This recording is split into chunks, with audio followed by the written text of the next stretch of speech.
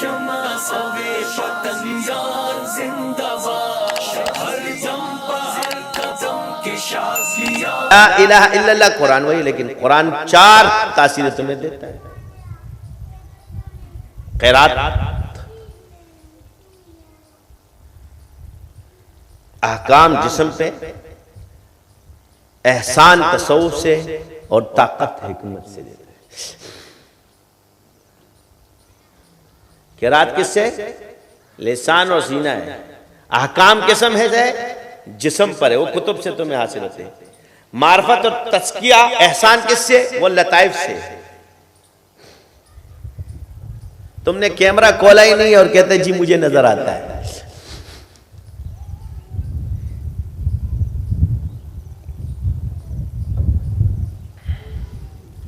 جس کو نظر آتا ہے اس کا کیمرہ اللہ کھولتا ہے.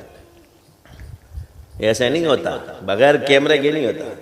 اور آخر میں طاقت، اس کو نظام کو اس کے ہاتھ میں دینا. کائنات اللہ نے انسان کے لیے بنائی ہے، اور ان انسانوں میں سے تا قیامت ایک خلیفہ ہمیشہ رہے گا.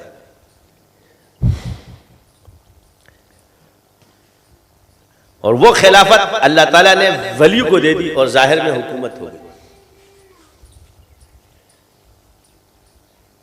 سمجھ آ گئی؟ اب یہ صدیقین کے پاس ہے. تو اب عرض یہ کہ آج آپ کو یہ بتائیں گے کہ معاملات کی وجہ سے کفار کے پاس دنیا کے نظام کو اللہ نے دے دیا. کیوں دیا؟ کہ انصاف پر دنیا چلنی ہے تو ان کو دے دیا. یعنی مظلوم کون ہو، چاہے کافر ہو یا مسلمان ہو تو وہ مظلوم. ظالم کافر ہو یا مسلمان ہو ظالم ہے. اب منصف کافر ہو اور مسلمان ظالم ہو تو لوگ ادھر ہی دوڑیں گے جہاں انصاف ہوگا. اس کی مثال آپ لے لو. بچے، ایک شفیق باپ بچوں کو پالتا ہے، ہر خواہشات پوری کرتا ہے، بچے اس کو کبھی بھی چھوڑ کے نہیں. لیکن ایک ظالم باپ ہوتا ہے، بچے ڈرتے ہیں، جب باپ غصے میں ہوتا ہے تو پڑوسیوں کے گھر میں جا کے پناہ دیتے ہیں. چاہے وہ پڑوسی کافر ہو یا مسلمان ہو، اس کو وہ نہیں دیکھتا. اگر شفیق ہوگا تو اس کے پاس چلا جائے گا. سمجھ آ رہی ہے یا نہیں آ رہی؟ معاملات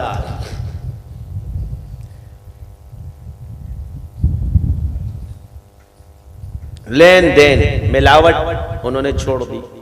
پیور چیز وہ دیتے ہیں. ملاوٹ کسے منع کس نے کیا؟ حضور نے. خرچ کرو، صحابہ اللہ کی راہ میں خرچ کرتے تھے. وہ کیا ہے؟ کفار قرآن میں تمہارے خلاف خرچ کرتے ہیں کہ نہیں کرتے؟ تالیف قلوب کے لیے مال ضروری ہے. تم نے مال دبایا ہے، وہ مال خرچ کر رہے. دنیا کس کے پاس جائے گی؟ تم دبا کے رکھو، وہ خرچ کرے.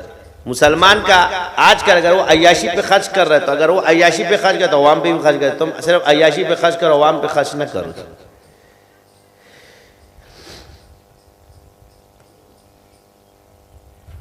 سمجھ آ گئی یا نہیں آ رہی؟ تو تعریف قلوب مال سے کیا ہوتا ہے؟ دل مائل ہوتا ہے. اور آپ نے مال کو جو ہے نا روک دیا. اور آپ علیہ السلام جو نئے مسلمان ہوتے تھے ان کو مال زیادہ دیتے تھے.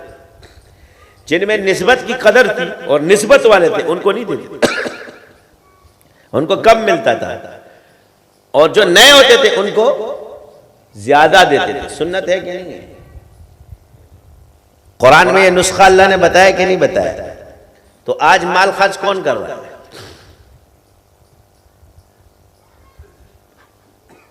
نہیں آ رہی سمجھ میں؟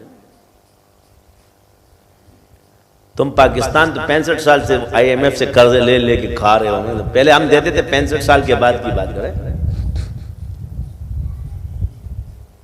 کون دے رہا ہے؟ خرچ کر رہے تھے. تو قلبی طور پہ آپ ان کو محسن ماننا شروع ہو جاتے. مسئلہ ہے یہ.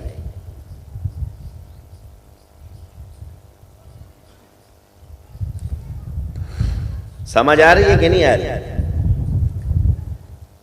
سمجھ آ رہی ہے یا نہیں آ رہی؟ تو نسخہ قرآن کا ہے کہ مال خرچ کرو.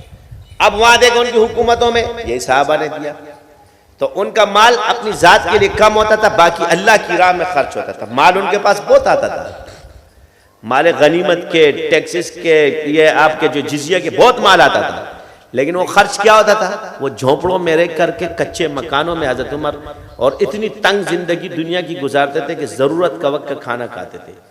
تو ہمارا مولوی صاحب کہتا ہے کہ بزرگ کو کیا لکھنے کی ضرورت تھی کسی مجلس میں کہ اب یہ بھی لکھنے کی کوئی چیز ہے کہ بزرگوں نے کہ ستو کھاتے تھے.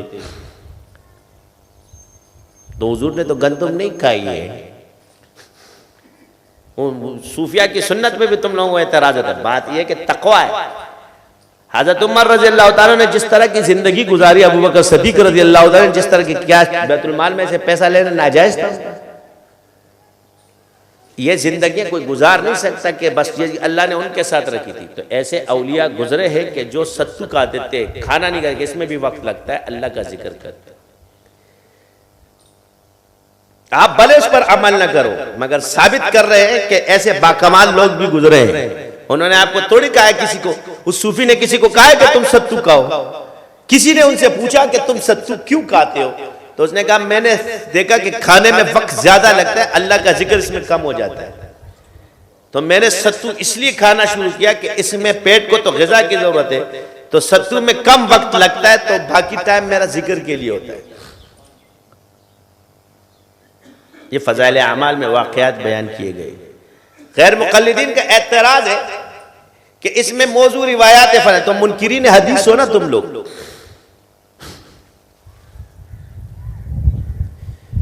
کیا موضوع روایت نہیں ہوتی؟ موضوع کی کتنی قسمیں ہیں، پہلے وہ تو بیان کرو. تمہارے والے بھی تو سیدھے سیدھے بن گئے. بات یہ ہے کہ ایک اصول اور بھی ہے، اور وہ اصول یہ ہے، کوئی ثقہ راوی یا ثقہ آدمی کسی حدیث کو اٹھا لے تو یہ موضوع سے ہٹ جائے گی اصولاً، یہ شاذ میں چلی جائے گی. سمجھ آ رہی ہے یا نہیں آ رہی ہے؟ یہ اصول تم لوگ پہلی مرتبہ سن رہے، اب جھٹکا لگنے ہے. اب یہ ولی ثقہ ہونا چاہیے. سمجھ آ رہی ہے یا نہیں آ رہی؟ جیسے وہ گدھے والی روایت پر اعتراض کیا گیا تھا، تو وہاں راوی بھی تو دیکھو کون ہے، وہاب بن منبہ تھا. مگر چلو کہ راوی کون ہے اسے، ہم نے تو اصول، تم کہتے ہیں صوفی، تم لوگ تو حدیث پڑھتے ہو نا، محدث بھی بنتے ہو، شیخ الحدیث بھی بنتے ہیں، روایت درایت یہ سب پہچانتے ہو. یہ شاذ کیوں نہیں پہچانتے ہیں؟ کیوں شاذ کا روایت کی قسموں میں سے نہیں ہے؟ حسن لغیری ہے، حسن لعینی ہے. تو اللہ تعالیٰ نے بعض روایتوں کی حفاظت شرع صدر ہوتا ہے. فقیہ اگر کسی روایت کو لیتا ہے تو فقیہ کی وجہ سے اس میں وزن پیدا ہوتا ہے. وہاں رجال، وہ بھی تو اسماء و رجال کو جانتے ہیں نا. اب رہیے کہ مولانا زکریا صاحب نے واقعات کیوں لکھے، اس میں بزرگوں کے واقعات کیوں ہوئے، فلاح کیوں ہوئے. ایک دن مجھے آیا تبلیغی جماعت، حضرت نے اس کا کیا جواب دیا؟ میں نے کہا بہت، اول تو آپ دوسری کتاب دیتے کہ تبلیغی نصاب میرے ذریعے تو اس کو بناؤ. منتخب احادیث مولانا یوسف کاندیلوی رحمت اللہ علیہ کی، خواہ مخواہ لوگ کہتے ہیں ہم نے لکھی اور یہ سب ڈرامے بازیاں ہیں. تم میں اتنا علم ہی نہیں ہے. یہ اسی کا میں، یہ ترتیب بھی وہی دے سکتا ہے اور یہ علم ہی ہے. باقی نام کر کے اپنا نام چھاپنا اچھی بات نہیں ہے. ہم بندے کو پہچانتے کہ لکھا کس نے. یہ علم اللہ نے صرف اس شخص کو دیا تھا. ایسی ترتیب کوئی نہیں کر سکتا جو یہ کہ ہم نے لکھا. یہ سب ڈرامے باز ہے اپنے نام چھپانے کے لیے دوسروں کے. تمہاری علمی استعداد اتنی نہیں ہے. وہ کہتے ہیں نا کتاب بولتی ہے کہ کس نے لکھی ہے. تاریخ میں ایسی چیزیں کسی نے نہیں لکھی جو یوسف کاندیلوی صاحب رحمۃ اللہ علیہ نے لکھی ہے. تو حیات الصحابہ ان کی، اور یہ منتخب احادیث کا نام رکھنا نہ چاہے تبلیغی نصاب، یہ 6 نمبر پہ لکھی گئی. اور اتنی مضبوط کتابیں ہیں کہ اس میں کوئی روایت موضوع ہی نہیں ہے، نہ ضعیف ہے، ثقہ ہے باقاعدہ اس میں کلام ہے. اور اللہ نے آپ کو جو علم دیا تھا، نام کا اثر ہوتا ہے نا، امام ابو یوسف، یوسف کاندیلوی، یوسف بنوری، یہ نام ہے. اسم نام کا اثر ہوتا ہے. کیا ہوتا ہے؟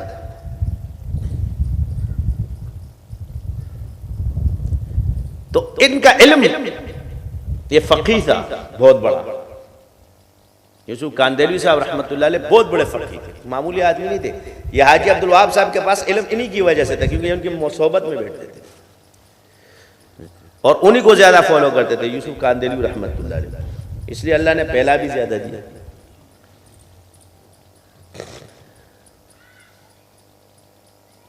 ان کا علم جاننا ہو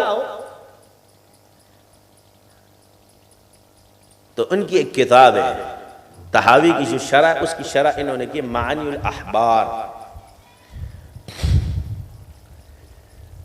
کیا تمہارا سر چکرا جائے گا کہ جب گوگل نہیں تھا، میرے پاس 2-3 جلدیں تھی، میں نے صرف اس میں ہوتے بڑی بڑی باریک لکھی ہوئی نظر بھی بلر سر جاتا، لیکن اگر 8 کی 8 جلد ہوتی تو کافی نفع اس میں اور بھی ہے.